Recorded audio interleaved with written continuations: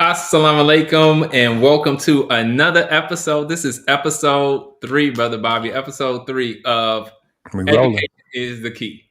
So welcome all. Of course, this week we have a very special guest, which we'll get into. And just, I was blessed to meet him. And I don't even want, it's probably been at least, close to maybe, is it like over 15 years that we met. So I'll have to actually, I didn't even go back and think about that. But it's been quite a while since we met. And actually, I was at Muhammad University of Islam at the time in Chicago, and as a teacher as well as technology coordinator. And I was in the front. There was a front space library at the time, and I walked out in the hallway, and the brother was being searched. And he was like, "I'm just in town and just wanted to check out the school since I was in town." And I was like, "Okay." And he said his name, and it was kind of like I didn't believe him because I had just actually completed reading his first book, and I think this may be actually, you know what? This will help me out. Actually, he signed the book and it says 2007. So it may have been before that because I know afterwards he came back again. But so that first book, and you can see it's kind of had his day. The educational philosophy of Elijah Muhammad. So very, very powerful for peace, Brother Bobby. But before we bring him in, is we kind of talked about a little bit, and maybe you can kind of share some of your thoughts, Brother Bobby, and just the importance and the value that he brings, but just in general, the value of looking at the world through the eyes and the value that the Most Honorable Elijah Muhammad brings, but also, of course, in particular, education. So Yeah, he's inspirational to me and encouraging as an educator. And I'm looking at the taglines, Brother Troy. I don't know if you could switch those up because it says Brother Troy X. But you're much more handsome, so you might want to fix that up. But yeah, so Dr. Petrie and his perspective and his work is very inspirational. And I think he helps all of us to really better appreciate the contribution, the impact, the influence of the Honorable Elijah Muhammad in many different areas. And of course, this evening, we're going to focus in on education in specifically, but the Honorable Elijah Muhammad has touched every field that is essential to establishing a nation. Every field. He has touched every area. And as Dr. Petrie will likely speak to, every single one of those areas at their base is education. Because you have to have a certain knowledge to build and to sustain. And then you have to be able to transfer that knowledge to individuals that would do the actual building and sustainment and cultivation. So I'm very excited to have him on our show, and I want to get right to it as soon as possible. Praise to Allah. So I'm not going to hold you. Just want to introduce everyone, present to some, introduce to others. My beautiful brother, Dr. Abul Petrie. Thank you for joining us. Thank you, brother. I'm humbled by your comments, both of you on your comments. I'm just a speck of dust, brother, that was fortunate enough to have come into contact with the teachings of the Most Honorable Elijah Muhammad. And so I'm honored to be here as your guest, and to your viewing audience. I greatly appreciate you as well. So I'm ready to respond to any questions that you may have. Praise to Allah. Thank you. Brother Bob? Sure.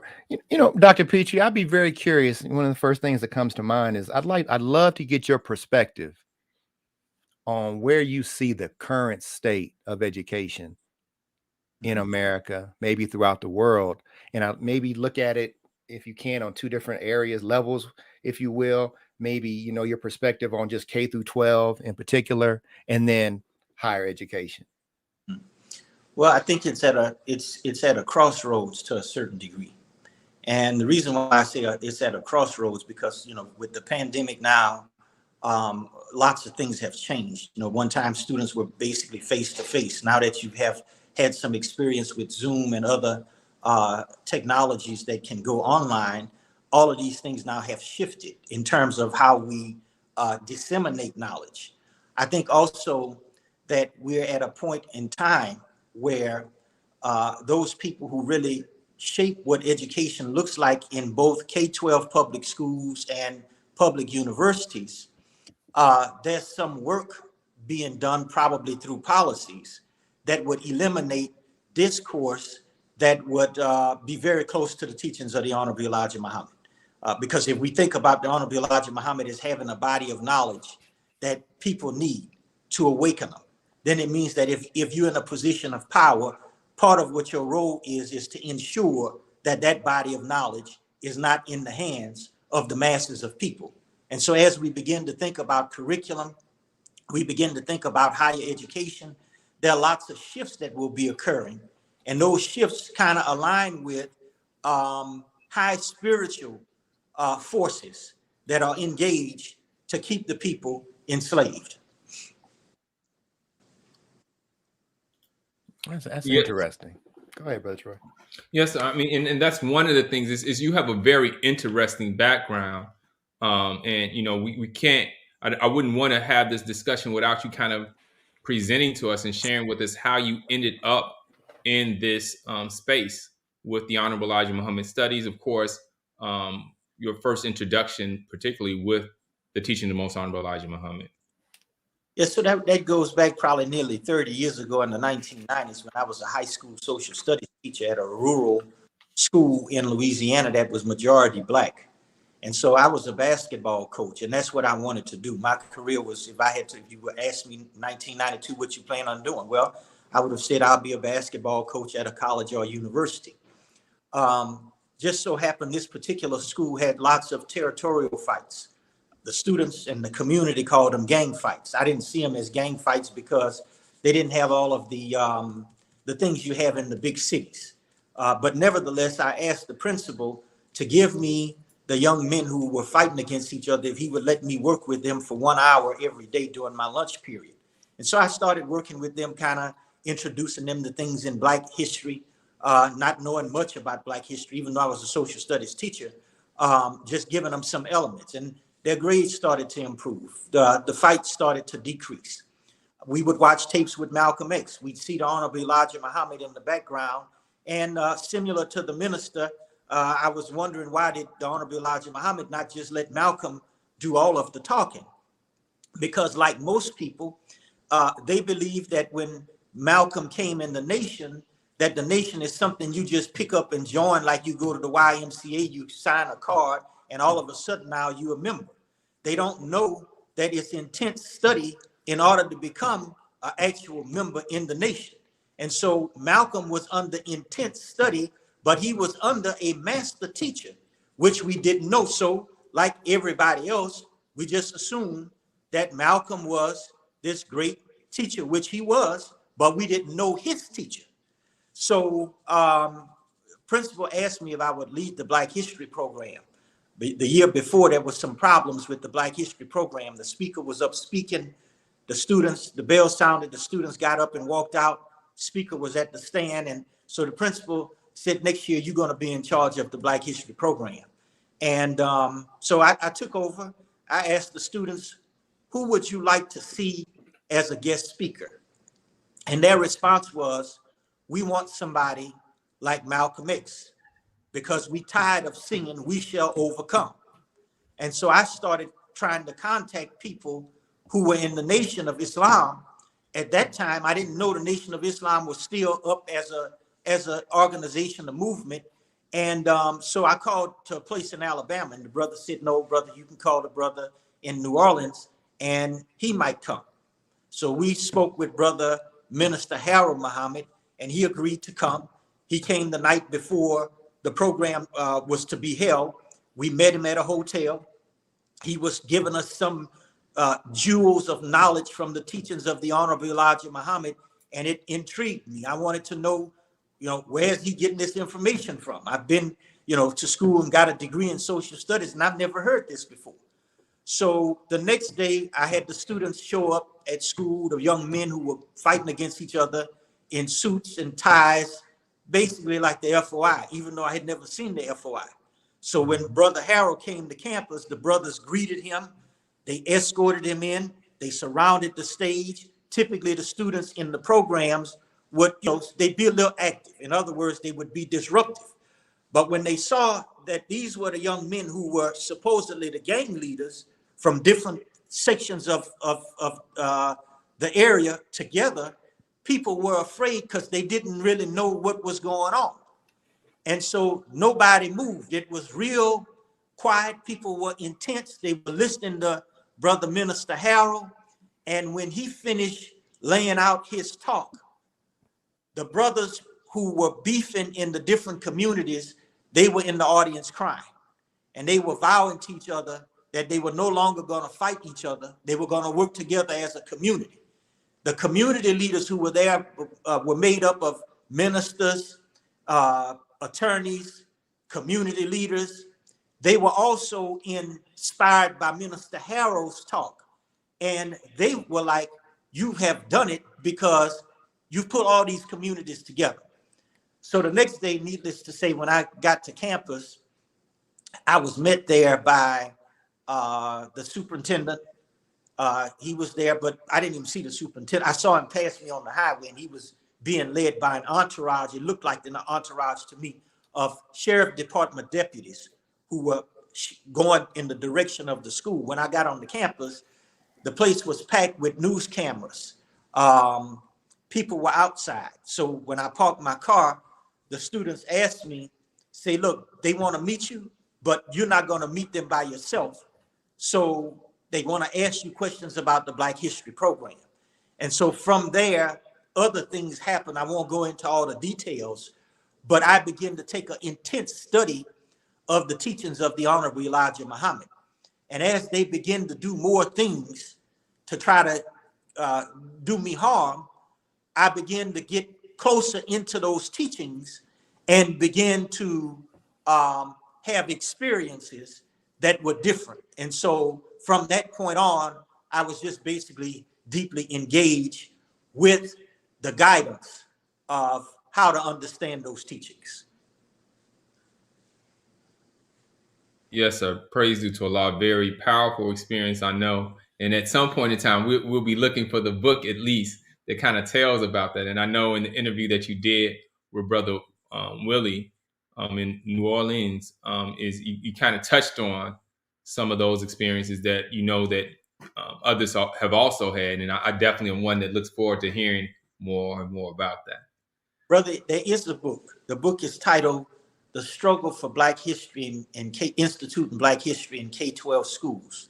It's the first part of that title is called Freedom Fighters. It's a green book, and you see the hands raised up. And in that book, I walk through pretty much the whole story from newspaper articles that we use pseudonyms in, but you get the perspective of the students who were engaged in the program. And they talk about the Nation of Islam and the impact that program had on their lives after graduating from high school. And so it's spelled out in that book. Now we need to do a revised edition because it was written, I think, in 2011. So it needs to be updated to 2022. Wow. Okay, I got to make sure I check that one out. I know I haven't read all the books. I think I got most of them, but I think that one may be one that I'm missing. People have the tendency when they see the books, they look, if they in the nation, they look for the minister's name or they look for the Honorable Elijah Muhammad. But every single writing that I write, the Honorable Elijah Muhammad is in it. So we just did a piece in the Muhammad Ali Cultural Memory Book, which is a bunch of scholars from all over the country. And I did a piece in there called Let Us Make a Man. And I explained how the Honorable Elijah Muhammad took clay, and that clay that was Muhammad Ali Cassius clay, how he shaped him and made him into a man that the world marvels. Other scholars didn't include the Honorable Elijah Muhammad in that positive light per se. But again, all my writings, everything I write on, you always find something of that great master teacher because of my relationship to him.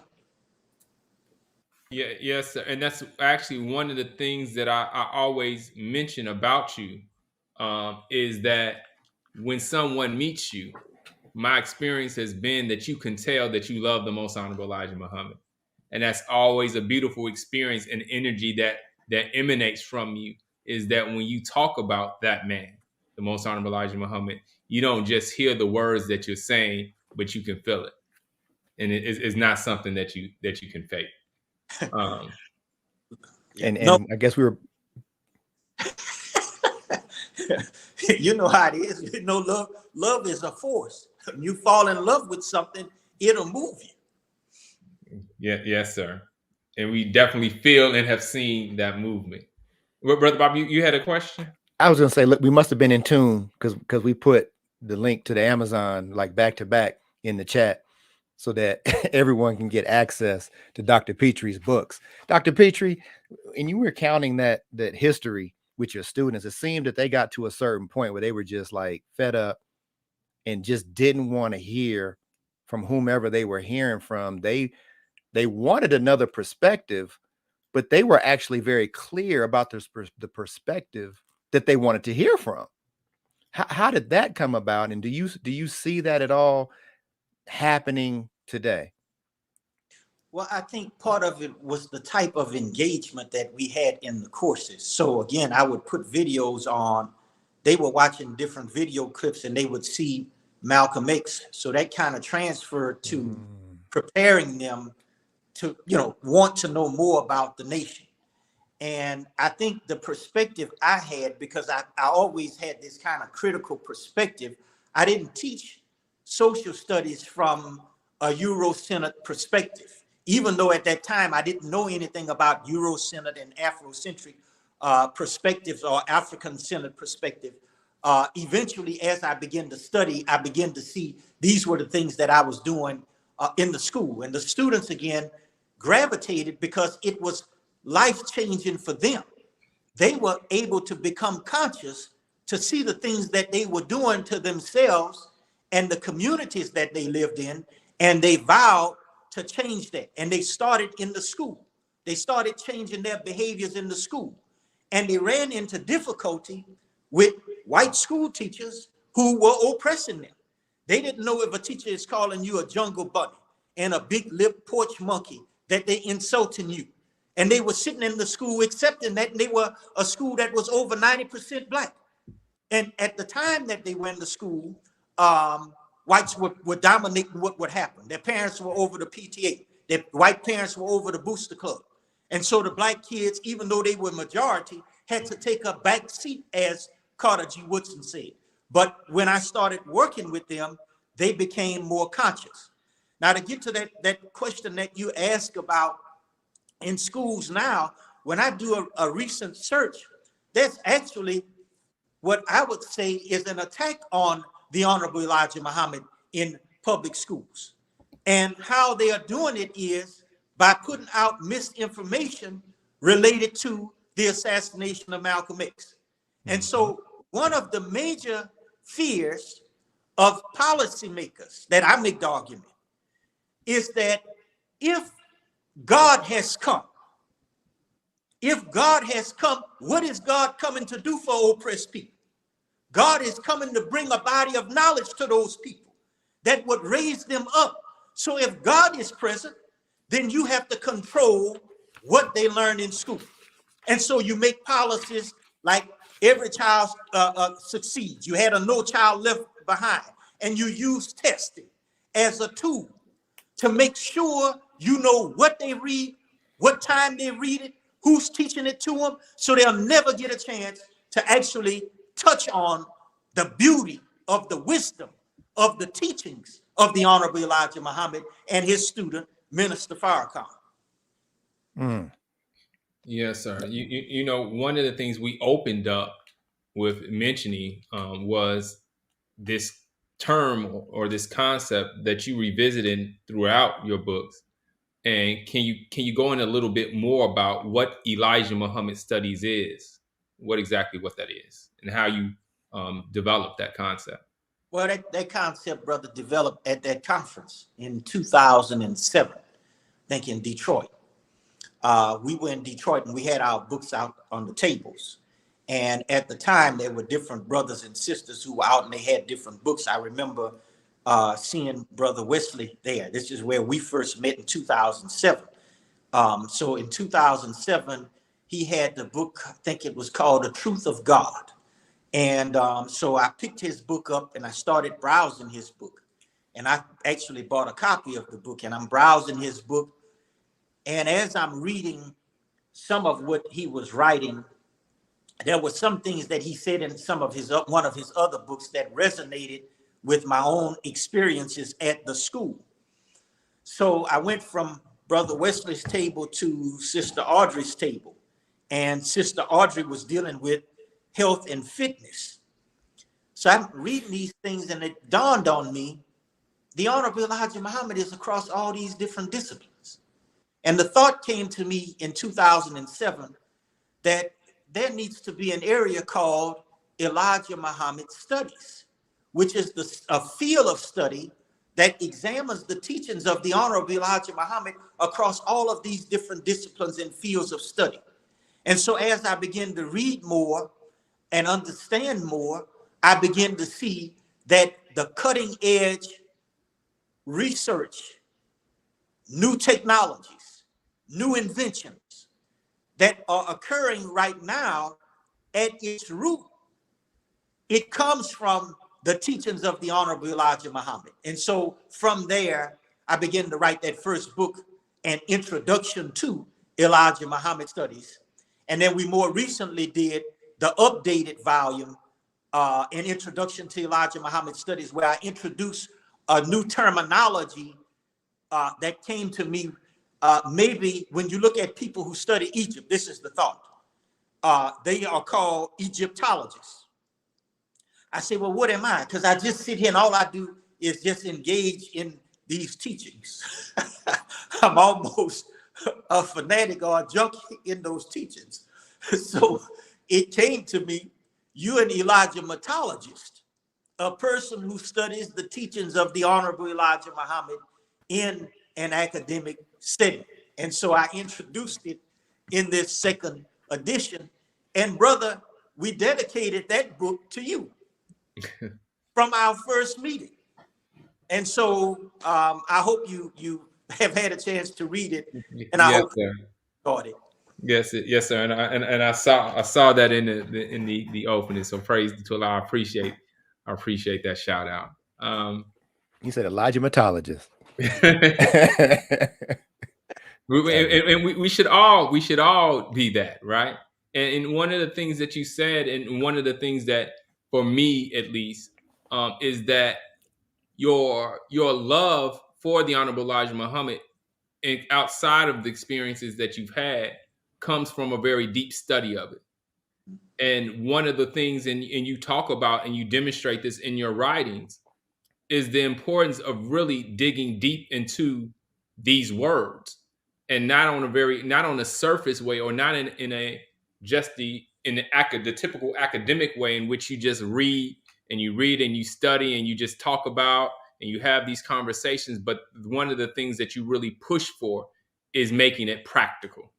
And that's something that I think that's really important, is that your engagement in academia is not one that's passive, but one that encourages and inspires people to act on it. And in particular, of course, the area that of education, and how you explain what education is, and that experience of what the Nation of Islam is definitely an educational institution.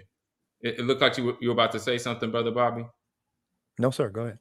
Yeah. So I mean, there's a lot to go through. Of course, the last book that you have that is coming out pretty soon. I'll let you say when.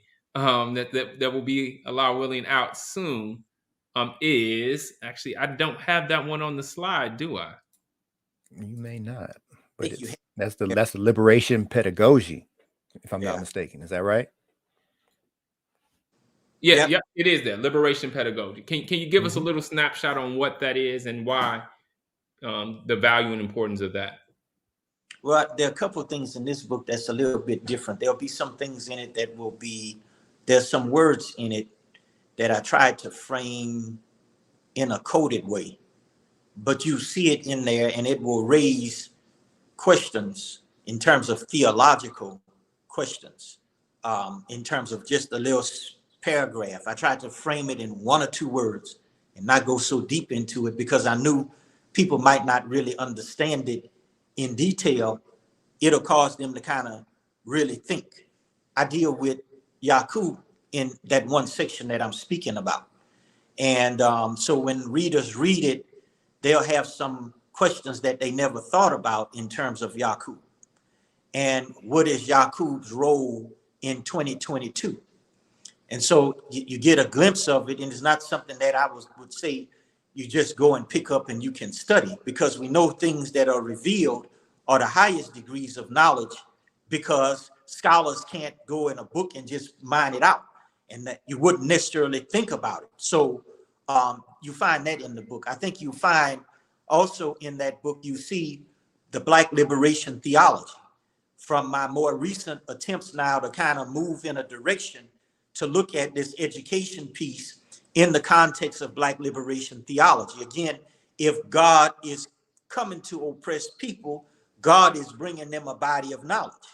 The only reason that you really people gravitate to great prophets is not the physical body, but it's the wisdom, it's the knowledge that they bring that people want to know more about. So if God is here and God is present and God has brought a teaching, then it means that those in very, very high places, higher than, say, state boards of education, I'm talking about spiritual wickedness in very high places. It means then it trickles down into policymakers who make policies to make schools a domesticating force, which they've always been served a domesticating function, but they become more of a prison to ensure people never get a chance to experience the beauty of discovering who they are through a body of knowledge that would awaken the divine essence in them. And it tags along with, again, the words of Jesus, the kingdom of God is within you. And that kingdom has to be brought out by a knowledge and a wisdom. And so you get that in the book. And then we go into four great students, Malcolm X, Imam Muhammad. We go through Muhammad Ali, and we also deal with Minister Farrakhan as students of a master teacher, and how he took these unlettered people, and now these people have become icons to the world. And we make the argument that we go back again and look deeply into those teachings of the Honorable Elijah Muhammad as a form of soul crafting. So it was just not just having a teaching, but the teachings touched the soul. And by touching the soul, it made new people. And so that's what you get in that book, kind of in a nutshell. And then I'll kind of close with this. There's a section in the book, because some books on the Honorable Elijah Muhammad, to me, are like vaccines. And what you mean by vaccines? What I mean is, they are hard to read books because of the negative information that they include. Like if you read Avon's work, The Rise and Fall of the Messenger, and you get into his book, you start seeing all of these negative things that he's saying, and you just start with the title that he wrote. All right. And then you go and read some of the other books that are supposed to be like the big icon books on Malcolm and the Nation. Mm-hmm. These are books that carry false information, but they also carry negative information. And so what we do in this book, after reading this, it dawned on me that they're actually showing how the Honorable Elijah Muhammad was a suffering servant. that this was a man, he couldn't even go to the restroom without you trying to record him to see what he was doing. So for over 40 years, he suffered on a cross. And so these books from these negative writers helped me to see, wow, this man really suffered a whole lifetime to raise Black people and eventually the whole human family. This is the beauty of the Honorable Elijah Muhammad, his suffering. Wow. Yeah, that's powerful. And I think I heard you say, Dr. Petrie, about this book, if I'm not mistaken, in another interview. You mentioned that the depth of what the Honorable Elijah Muhammad was teaching was science and math. And this book touches on that in some way. I think there's a section in there, there's maybe a couple paragraphs that might mention the science and math, because I was reading, well, I was doing another study and I started, you go back into the books and the teachings and you all do this all the time. You compare the distance of the planets to the Earth. And when you go and pull these things up, you can see and compare and you're like, wow, what would a man in the 4th grade be doing? Looking at the distance between the Earth and the planets, but what they teach in textbooks is they try to use this term mythology. Well, he had a mythology that was this mother plane and this man called Yakub. But then you went and made a movie called The Nutty Professor. And The Nutty Professor is dealing with trying to get to the fat germ or the gene that makes a person fat. And he creates a buddy love, which is kind of showing you that they know how to create other human beings from those teachings. And when you get into their high scientists, not their lightweight scientists, they don't even cover that in K-12 schools. But when you get to their high scientists, like the ones that you see Berkeley, that deal with genetic editing, and they start looking at the germ and saying, okay, if we move this gene around and this gene around, we can create this. Well, why you don't teach that in public schools? Because what you're doing in public schools is you are actually turning students off to the wisdom that would make them a god. So here's a man trying to figure out how to walk through a wall. You at the court trying to play ball. So when he learns how to walk through a wall, there's nothing that his imagination can't do.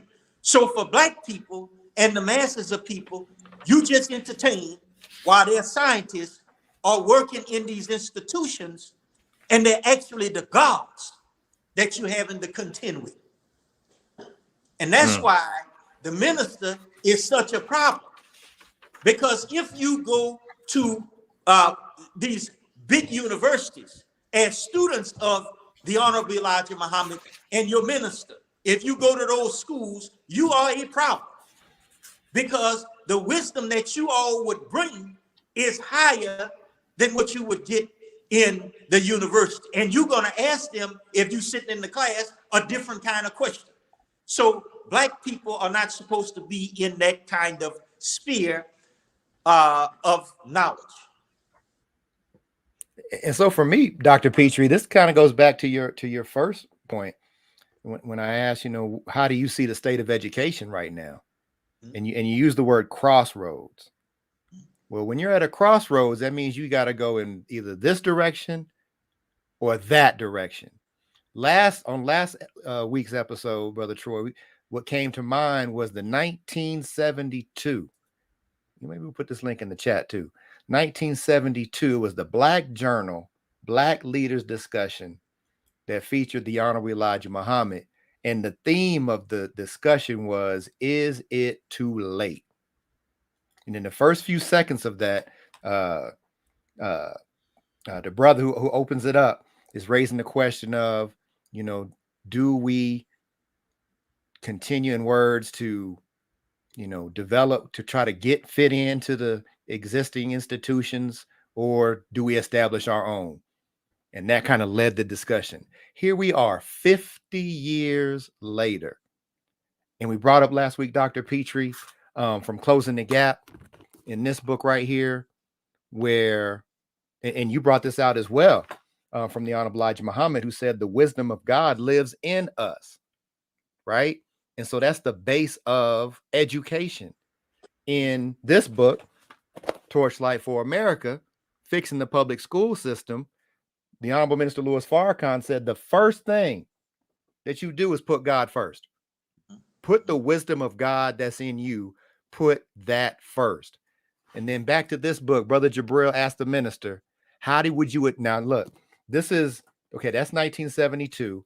This is 1993, right? This is 2006. And Brother Jabril is asking the minister, how do you advise us to do that? Put God first in terms of, fixing public education. The minister's words, it is too late. So if it's too late to do that, how do we move forward? How do we move forward to be able to produce education system, curriculum to address the needs of the masses of our people? How do you see us proceeding in that? Well, when the brother says it's too late, he's talking about I think, in my opinion, and I'm glad you asked the question, brother, because it just so happened a few weeks ago, I did watch the Tony Brown segment. Is it too late? And the Honorable Elijah Muhammad was speaking to all these different leaders on the show. And it was quite an observation for me. But to get to your question, I think what happens is it's like dropping seeds. So you're only dropping seeds in preparation for something in the future. It may be too late, but you're still dropping seeds that at a certain point in time, people begin to recognize. It's similar to the resurrection, if you will. You go out here and this grass is dead, but you start watering the grass at night while everybody is sleeping. Over a certain period of time, when you come back, that grass is now green. But all in between, you passing in front of it, and you never recognize that there are gardeners in all of these different spheres that have come into contact with the teachings of the Honorable Elijah Muhammad, and they're doing their work, and everybody else is doing their work. And at a certain point in time, those teachings come together to do something else. And so certainly probably too late to restructure everything, because this world is going out. Yeah, it's out, brother.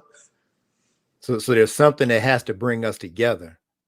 And this is where what you all are doing now. You're dropping seeds. Brothers and sisters will pick these shows up, and some of them may not even be in the nation. But as they begin to reflect, certain events will come up. And these events will bring these things into consciousness. And as they become more conscious of it, you look up, you say, this brother here is in the teachings. Right. Was telling me, I guess I could share it. She was telling me that there was a brother she saw in a dream that we knew, who was with the Honorable Elijah Muhammad. I knew the brother, and I told her, I said, look, there's no way this brother, not him. I said, of all people, him? She's like, yeah, I saw him in this dream, and he was telling me, he said, brother, let the sister talk. I said, that sounds like him, though. He would be interrupted. I said, but it can't be this brother. I was at the store a couple of days later in my hometown. There's a store where we go and hang out from kids, ball players, and all the ball players go there, and that's where we would get our inspiration. I happened to walk in the store to give the brother who owned the store a signature copy of the educational philosophy of the Honorable Elijah Muhammad, because he requested one. He said, you brought me a copy, but I want mine signed. So I'm in the store signing the copy. That brother who the sister was talking about walked in. I said, man, this dude done walked up in the store. So he said, what you got in your hand? So I said, I got a book. He said, let me look at it. And he all loud. I'm like, man, you can't do this in the store. The educational philosophy of Elijah Muhammad. What is that? I said, man, that dude is crazy. He blasted all my stuff out in the store. So I took the book, I gave it to the guy, and I hurried up, I got in my car. When I got to the road, I started thinking, I said, she just told me about that brother. So the point I'm getting to is there are many people who at a certain point in time will become awakened by certain events that you all are playing a part in that might not know it right now. This is maybe why Master Farad Muhammad said when he had the wheel built, He had different parts of it being built by different scientists, but they didn't know who each other, didn't know each other. So at a certain point in time, he took all those different components and brought it together, and you got a master wheel.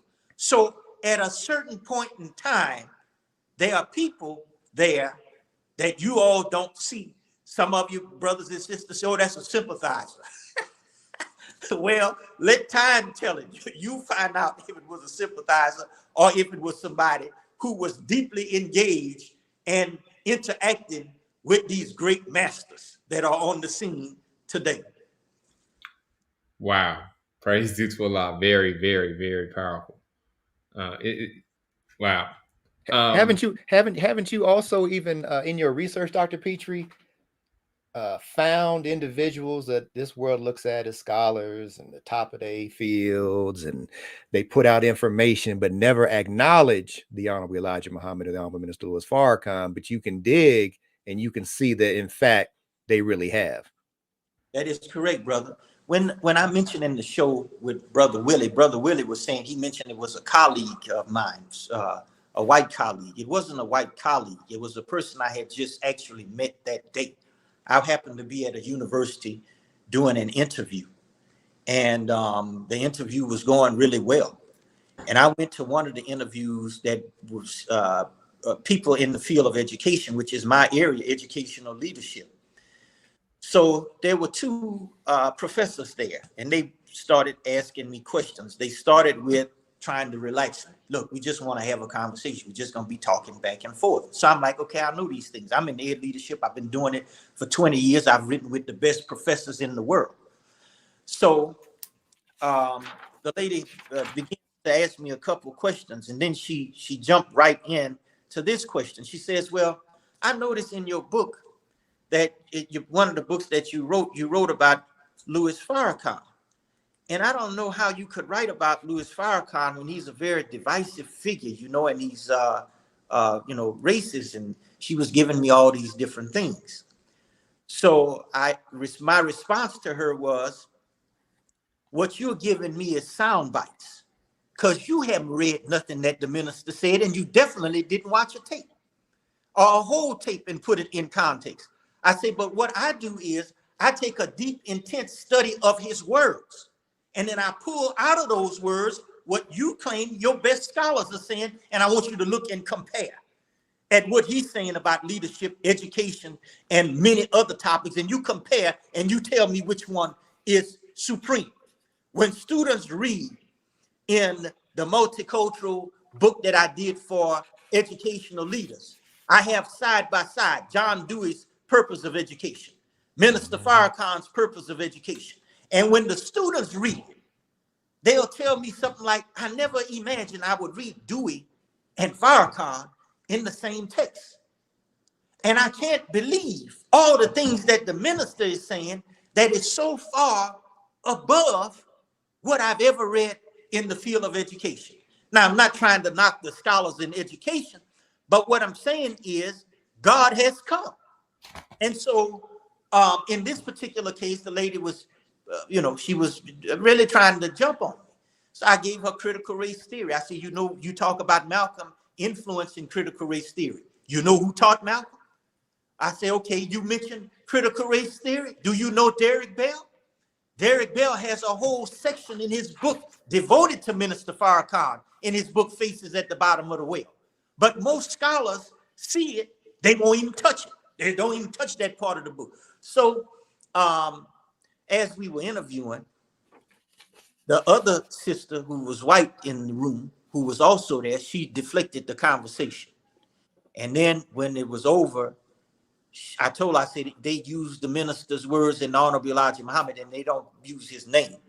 So she told me in words, you see some of that, I have a book. And when I saw her book, The Soul of Learning, I said, I got home and I started reading. I said, now this is something. I got this book, Liberation Pedagogy, Elijah Muhammad and the Art of Soul Crafting. This is what she's saying the same thing I'm trying to say.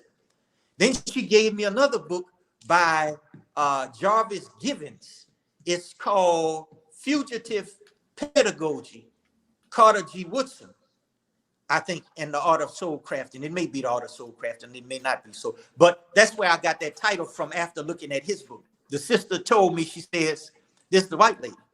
She told me, I met Minister Farrakhan in the airport many years ago. She said, I took a picture with him and it went viral. And the people at my university wanted to fire me because I took a picture with him. And she said, I saw him in the airport and I wasn't sure if that was him. And when I was sure, then I went over. I said, I got to go and meet him. She said the E-team kind of tried to stop her, but the minister said, let her come. And so she went and took a picture with the minister. And in her book, when I did some research on her, she grew up actually reading some of the things in Message to the Black Man as a high school student and watching tapes of the minister. And this is a white lady that I wasn't expecting to meet her. I just happened to meet her on that particular day. And I wondered, could this be a coincidence that I just run into this person? I went to another interview and I'd be really good at them. I had done real good, answered every question. They had one man sitting in the back corner of the room. He said, I see you write books on educational leadership and Louis Farrakhan. And Farrakhan is a room full of all white people. They had one black person in the room. Farrakhan is a very decisive racist, this, that, and the other. So how does your writing on Farrakhan influence your leadership style? So then I had to go into with him. Then after I responded to his question, he said, well, hold up.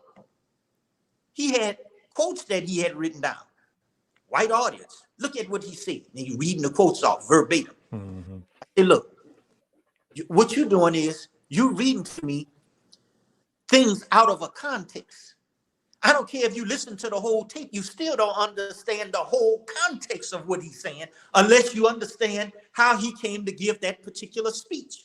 You know, if my son is in here playing, he punch his brother, all right?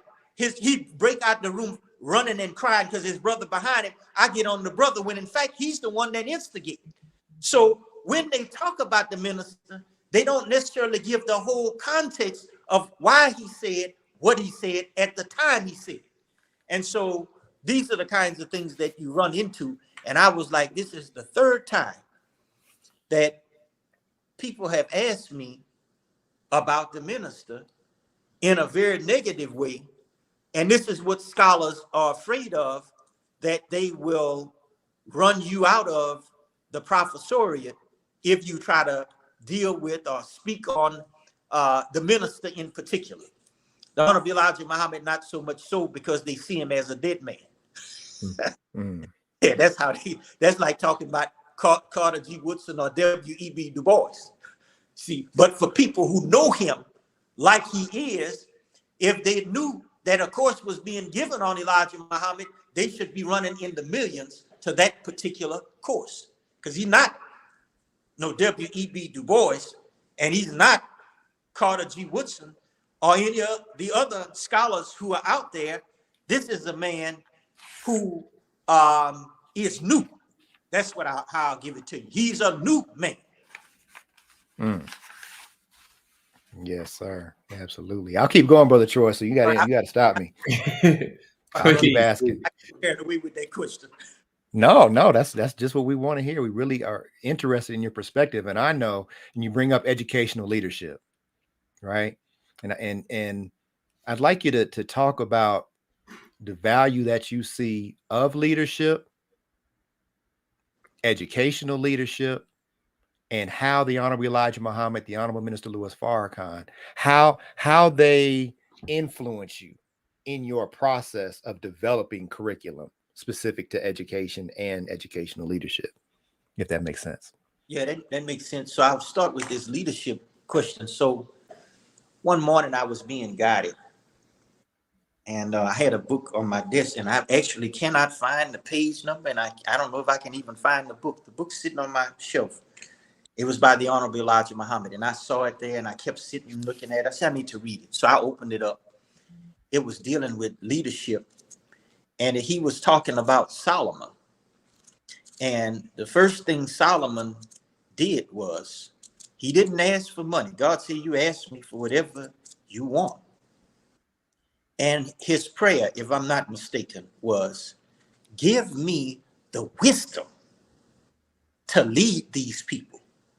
Now, when I saw that, I said, wow, this means that you can't begin leadership without a prayer to God, asking him for wisdom to lead these great people that he's putting you over or under. And that took me, because I wasn't really looking at leadership. I was at North Carolina A&T when I really began to take a good look at leadership studies. I had done educational leadership, and I wanted to know, why am I at a school looking at leadership studies? I happened to pull an organizational chart of the Nation of Islam, and at the very top of that chart, it had leadership. It dawned on me that the Nation of Islam is producing a cadre of leaders. And so when I think of leadership, the greatest thing that I see in it that I gravitate to is this whole concept of servant leadership. And you see it in Greenleaf's work where he talks about servant leadership, but you see Greenleaf and Minister Farrakhan saying the same thing about servant leaders. You can't think about yourself as being greater than the people that you serve, that you got to get underneath the people and lift the people up. So as I began to think about leadership, that took me into reading about leadership as love. And that's what we put in that book, Educational Leadership and Louis Farrakhan, Leadership as Love. And I took it from a biblical text and replaced the word love with leadership. Leadership is kind. Leadership is patient. All of these things I used in that context to show how Minister Farrakhan has to take his personal self out when leading, and has to humble himself to people that you would say is lower than him. So here's a man that called 2 million people. But if you saw him in the street, he's not running around. He's a big I.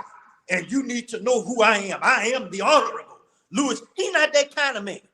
He's a humble person. And when you begin to look at his way, you begin to see, wow, you mean to tell me this man is so humble that he'll learn the wisdom of a baby, when a president of a university and of a country won't even look at a baby for wisdom. And so this is what I was able to gather in terms of leadership, that you have to be humble, you have to take a lot, you have to be forgiving, and you have to always lean on the wisdom of God. Those are the things that I take away from that. And so all the people who are under your leadership, you have to do one thing that the Honorable Elijah Muhammad taught. He said, brother, don't do this, don't do this, don't do that. And then when he got to the bottom of what he was saying, he said, do good. I said, now what does that mean? Well, that's all in the Holy Quran, the doing of good. And in the Quran, you read about leadership, the leaders leading the people in the wrong direction. And so when I think of a curriculum for educational leaders to prepare leaders, these are all things that I did over the 20-some years that I've been working in the field. And there are certain courses and bodies of knowledge that they need to read that they don't read, because many of the people in leadership positions are actually the gatekeepers to keep the people oppressed. They're not in the mindset of leadership to free the people from oppression. So whenever I take a leadership role, I have to check myself to say, now, am I really trying to free people, or am I trying to enslave people? And so these are some of the things that you would get in developing a curriculum, brother. Again, they are jewels of knowledge from many different places that people could read that would give them a different consciousness. And this different consciousness would create the mind of God in the leaders. So when you went to a place, you wouldn't have to ask where God is. God is already present in the people whose minds have been transformed through what they've studied in these programs. But that's not what most of them do. You see, most people going in leadership programs, they going because they want to be a boss. They Right. want to be over somebody. See, and that's the wrong way to look at leadership. It should be to lift the people. And when you're in these organizations, you're not expected to do that. So if you're in a K-12 system, the superintendent, if he saw educational leadership in Louis Farrakhan, he probably said, I don't know if I'm gonna read that book. But if he read it, he might start thinking a different thought. Well, maybe I'm the guy that's the plantation owner. And I've seen this happen. We would have study group kind of meetings in the class. We do like you do in the nation, sit in a circle. It's not them listening to talk. They reading Pedagogy of the Oppressed. And one brother was in the circle. He threw his keys down before he could speak. He threw his keys down. I said, man, this guy must be mad. He said, man, I read this stuff and I realized I'm the oppressor. I oppress the teachers and the teachers oppress the children. And so all the school is in turmoil, and it's all because of me as the chief oppressor. So again, these are the things that leaders have to look at in education settings. I'm gonna close with this, brother. I go back and I think about the Honorable Elijah Muhammad with Master Farad Muhammad. And if you could just travel back in time and just sit as a fly in the car, and you look at Master Farad just teaching with no textbook, no say you got no learning objective, not you gonna take a test tomorrow on a multiple choice exam. He just filling his servant with wisdom. And the Honorable Elijah Muhammad is just taking it in, want more and more. And then you think about how could this man remember everything that his teacher taught him and the tons of writings that he had. And he didn't have, like I said, an iPad that he was keeping notes and putting it on a disk. So this is to tell us that to produce leaders, you have to have people who love the people. And that's what made the Honorable Elijah Muhammad different than all those other ministers that they had in there. They were good talkers. They could orate. They were 6'5". They had what they call the general traits of the great man leader. But the Honorable Elijah Muhammad was just the opposite. He was a little small man with an impediment of speech. And if he came in the room, you probably put him in the corner. If he went to the mosque, you probably dismiss him. So, but this is the kind of man that God saw in him, a quality of heart. There's a brother, I have to say this. There's a Negro, I ain't gonna call him a brother. He really upset bad over here. He has a show that he does where he's trying to, he's saying all kinds of bad things about the Honorable Elijah Muhammad. And he gets people to come on his show and tries to steer them in a way to say things that he can edit out and say, you see, look at what Muhammad did to Muhammad Ali. So when I saw this video with that the guy was making, I won't call him a brother, I can't, he's a Negro. I said, now this is typical of how this man was teaching on things like artificial intelligence. This man, if he was trying to take your money, he wouldn't be giving you all these kind of teachings and having to suffer like that. So again, these are the things that we're challenged with. And I think we could look at the life of the Honorable Elijah Muhammad and Minister Farrakhan as two lights of what leadership should embody. Brother slap you on the cheek. The minister is not quick to respond because he loves the people. And his love for the people will allow him to take all kinds of disgrace. Look at what they did to him at the Aretha Franklin funeral. They wouldn't let the brother speak, but his humbleness, it didn't bother him. When I was invited to a church, and I grew up in the church, and I speak in the church and teach in the church, there was a man who was a student in my class. He had the book Educational Leadership in Louis Farrakhan, and he was impressed by it as a student working to become a principal. And so the brother preacher told me, you got all those books on Farrakhan. He said, we might have to maybe talk about bringing you back another time. So in other words, I had never been uninvited before. And I felt it. I said, man, I never had this happen to me before. This man actually told me I can't come to his church. So I said, wow, I can only imagine what you all go through as followers of the most honorable Elijah Muhammad and Minister Farrakhan. So brothers, just keep on teaching. Praise you to Allah. And I don't know why it sounds like you're not a follower. In some ways, you're a better follower than those or some of those who may say they are followers. So praise you to Allah. We thank you. We thank you. And in your body of work, and knowing what comes with it has definitely demonstrated. I was actually looking through, and of course, sometimes you highlight or underline in a book, and the whole book ends up being underlined. And as I was looking for something to lift from educational leadership in Farrakhan, it's like I have in some instances the whole page, the whole chapter underlined. But in going to the last chapter, chapter 5, which is futuristic leadership, you make the statement: educational leaders performing as ministers are the model of servant leadership. The leader then becomes the minister, serving the needs of the people. And through the attractive power of love, they lift and inspire the people to reach new levels of success. Moreover, they bring out of the people their unique talents and gifts.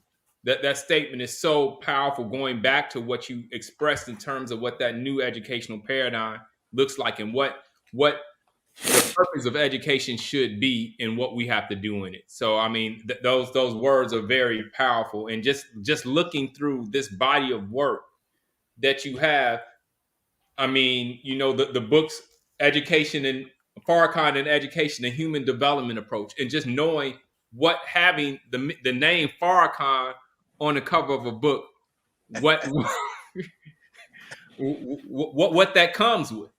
And you talk about the sacrifice that accompanies leadership, not just in education, but any field of endeavor. That there's a role and a sacrifice that you have to make in doing that. Yeah, brother, they're so misunderstood, and it's a sad thing because what they bring to the human family is really a gift to really help people discover their own greatness. And so, as you were mentioning the quotes on the futuristic leadership, and I started thinking back about this servant leadership, and that people who were principals and school leaders and educators, if they begin to see themselves more as ministers and not so much as administrators and managers, as one brother was asking the question, is there a difference between leadership and management? And they kind of go into some degrees hand in hand, but managers have to do some leading because they influencing people in a certain direction. It just depends on how they go about it. Some of it is actional, where you give me A and I give you B and then I give you a reward, or some of it is transformational, where it's more intrinsic. They give this kind of inspiration that make the people kind of gravitate and do things on their own. And so certainly what happens is many people are prepared more so as simply being managers of systems.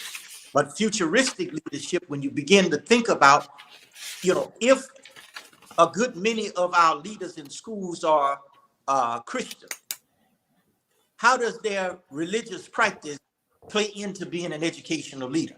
And that's what I tried to kind of put in that book in terms of futuristic leadership, that you should be seeing yourself as a servant leader, which means that at that point, you're fighting even against those particular forces and policies and rules and people higher than you to dismantle the oppression that communities face. See, if we could get in an airplane and fly over our communities, if you went in and you did what Malcolm said before, Bowles and Gentis, social reproduction theory, if you were in a helicopter or an airplane and you went in to New Orleans and you got up in the air and you start looking at all the schools and you look at the condition of Black people, you would see that their condition is directly related to what they know. And so the guy in the school would not let the minister come in or let the teachings come in, because those teachings then would start a resurrection process that they begin to clean their communities up. And then now God starts to come out. So if this guy can make a car that can drive with no hands, and I'm directly from the God, what can I produce? And so these are the things that you see in terms of not being free. And what they're skillful at doing is they know how to pay us in their leadership roles. They pay them the highest salaries. They get the biggest perks. And this goes back to what Malcolm said, between your house Negro and your field Negroes. So some people want to be up in the house. Man, give you a credit card. You can travel anywhere you want to travel. Give you allowance for your car. Let you stay in the house for free. But at the same time, you disempower because you can't speak the truth that would free the people from the oppression and suffering that they experience. And so that is the challenge of leadership. Wow. You know, when you said that, you know, question popped in my mind. And of course, I know, you know, as a student of the Most Honorable Elijah Muhammad, that he said that the separation is the best and only solution. Separation is the best and only solution. So when we look at the current situation that we're in and the roles that we're playing in terms of how, I guess the boys talked about double consciousness and existing in between two worlds. What at what state do we kind of make the bigger leap, and what does that look like from your perspective as it relates to education as well as the other institutions that we're currently involved in? Well, separation is not so much, in my opinion, physical per se. Separation is separating from the germ that causes human weakness. So here we are, we have two germs. And in one of those germs is a weaker person. So the weaker person takes over the stronger God attributes.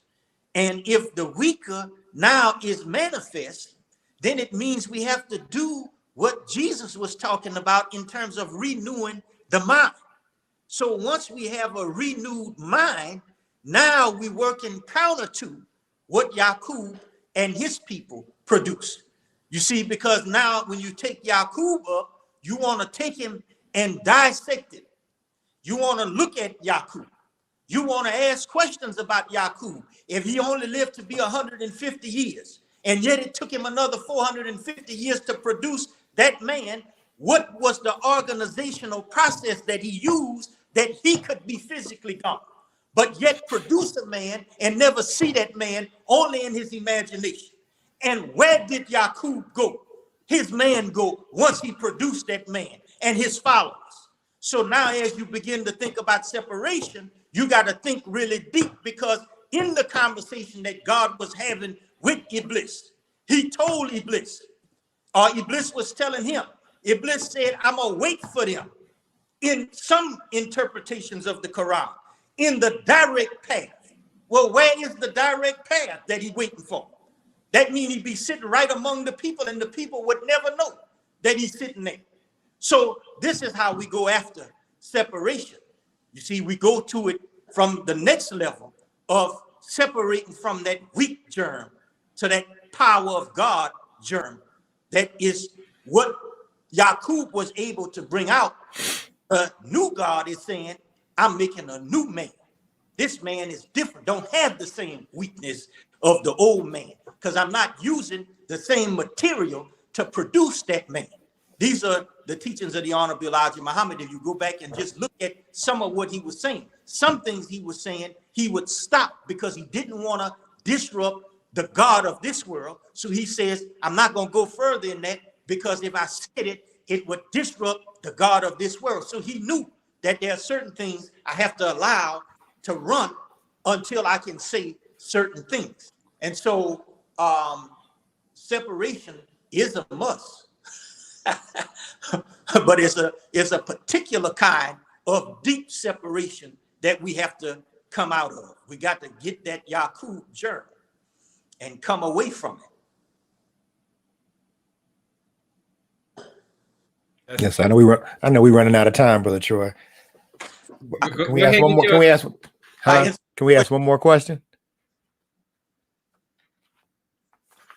I don't know if I answered, brother, the way you wanted me to answer, but that's generally how I've been seeing it, now that I see things a little bit clearer to me. I want to know about this man. And when I see what Yakub did, I see that when I study in organizational theory.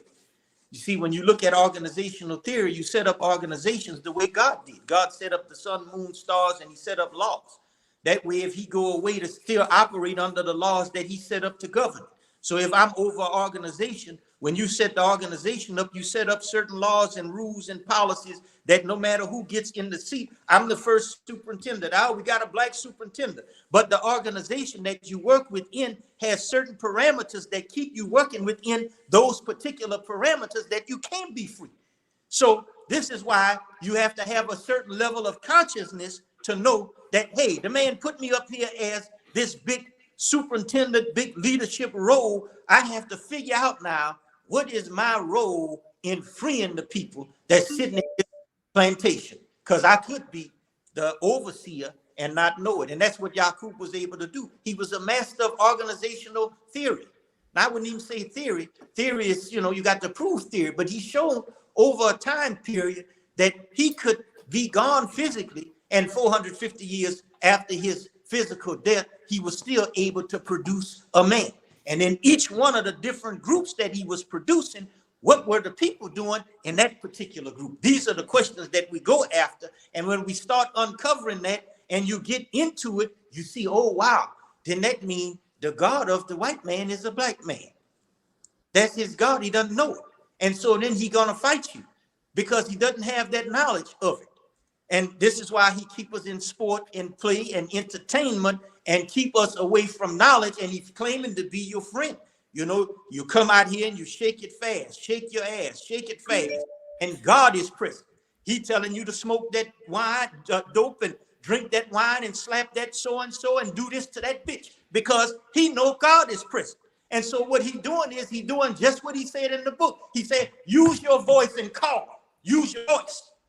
And we know that the voice could be sounds of music because in some writings, they tell you Satan is the master of music. And so if God is present, you shaking it fast right in the presence of God. And then you go back to Cain and Abel when he slew his brother and it grieved God. And now you got songs glorifying. I shot that nigga 12 times and God is present. Then you got a Quran that tell you kill one person. It's like you kill the whole of humanity. So how you doing that? Because you ignorant. And this is why they fear the teachings of the Honorable Elijah Muhammad. Because the teachings of the Honorable Elijah Muhammad will remake you into what God had you from the beginning, which is based on love. He started you from love. You can't get nobody unless two people making an act of love. So this is the teachings of how the Honorable Elijah Muhammad is so profound that they go on and on, brother. And think about this now. The teaching that we're talking about, that's in 3 years. That's 3 years of teaching. That's 3 years with him and Master Farad Muhammad. 3 years and 4 months, if I'm not mistaken. I think people say 6, but I think he said 3 years and 4. So if he had that in 3 years and 4 months, and then you look now from 1975 to 2022, what kind of person you looking at? What kind of team he bringing to you now? In 3 years that he brought you over there, it's certainly not the same what he gonna bring you in 2022, but you need a baseline. You need something to start from.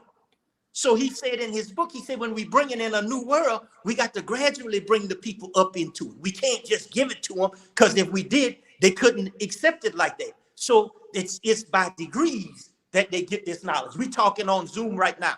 But if the man came 40 years ago, he wouldn't even know what this is. Say, man, what y'all talking on this?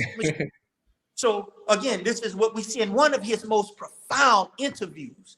This is what he said with Buzz Anderson. Buzz Anderson was asking him how God operates. And the Honorable Elijah Muhammad said, he said, well, brother, think of it like this. He said, here you have your tape recording. He said, now, the tape recorder, the person who made this tape recorder, after so many years passed, if he came back, he would never recognize the tape recorder. So I said, wow, that's to show you how the gods evolve things into perfection. And this is the great thing that we see in this man. Now, if you can make a car that's so much improved from what it was, think about God making a human being now that has this kind of potential that you've never seen before. That was an old man. That was the old Adam. This is a new Adam.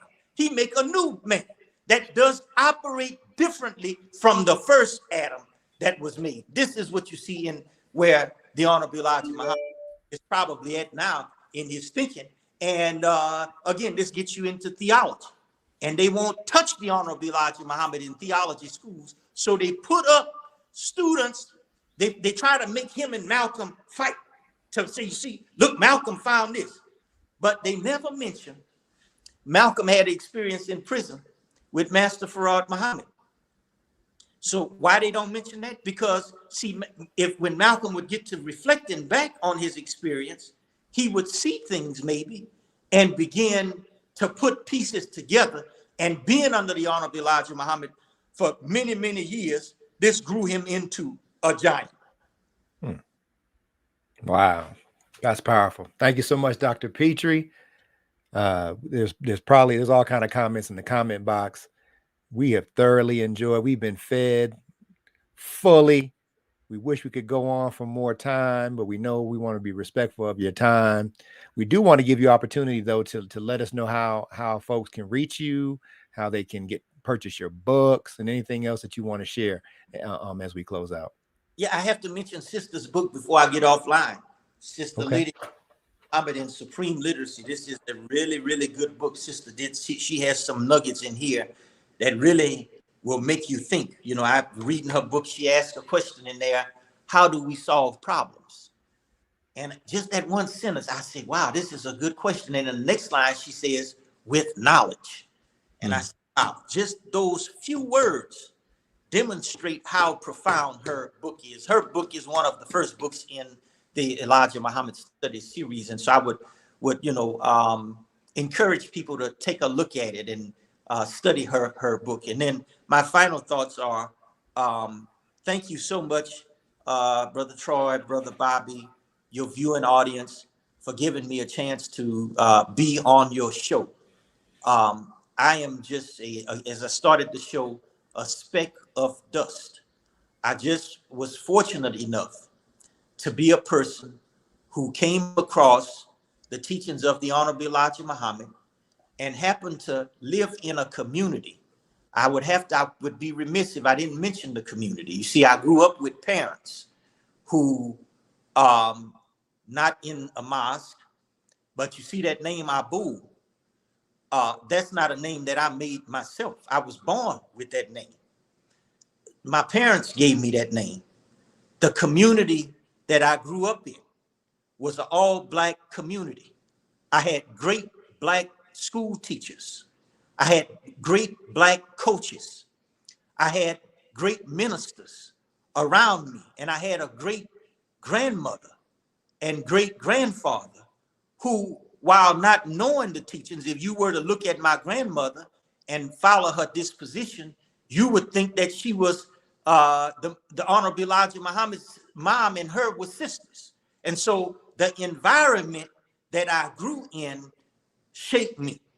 I didn't get this way, and the other people who graduated from the school where I graduated from as a high school student, all of those people are doing great and wonderful works for the upliftment of Black people. I have a cousin who is a cardiologist who was studying cardiology at LSU. They were twins, and they were engaged in the teachings of the Honorable Elijah Muhammad as cardiologists, studying.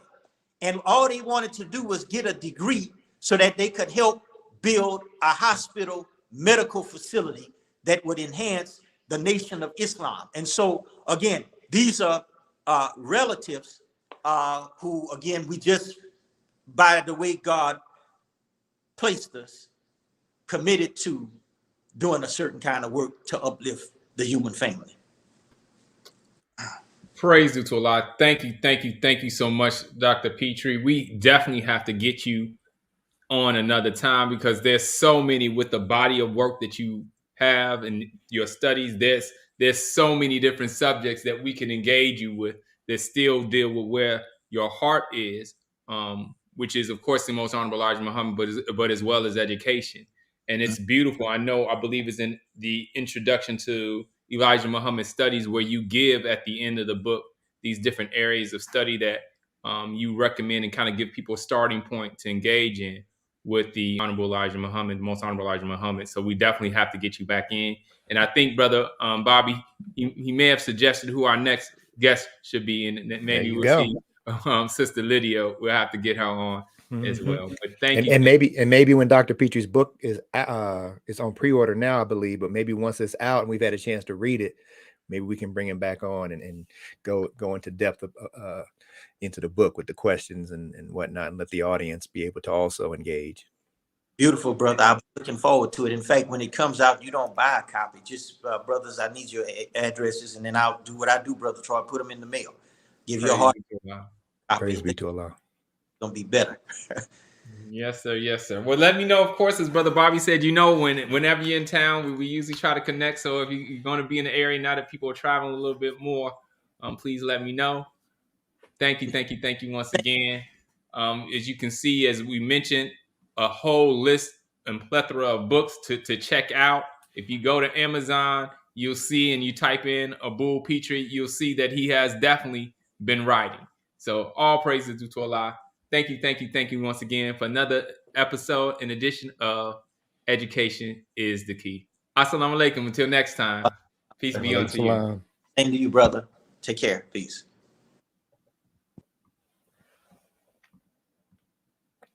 Are we still here?